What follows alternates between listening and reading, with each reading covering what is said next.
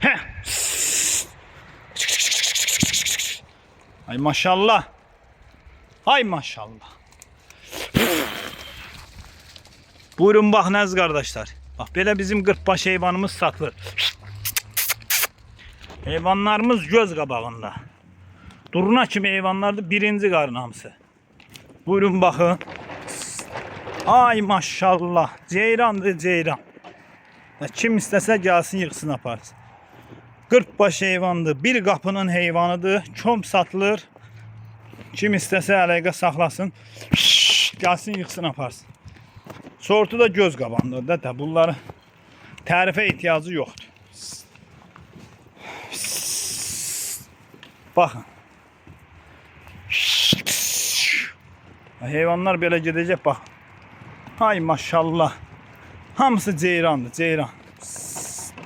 Ay maşallah, ay maşallah. Nədir bu?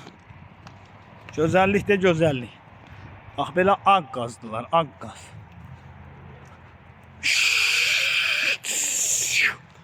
Kim istəsə gəlsin yığsın aparsın. Birə-bir hamısı da boğaz heyvanlar. İçində yelniyəsi də var. Qomrağa bax. Yox heyvandır.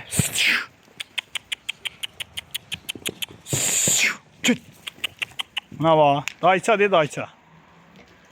Görürsünüz. Dayçadır dayça. Boz dayçadır, boz dayça.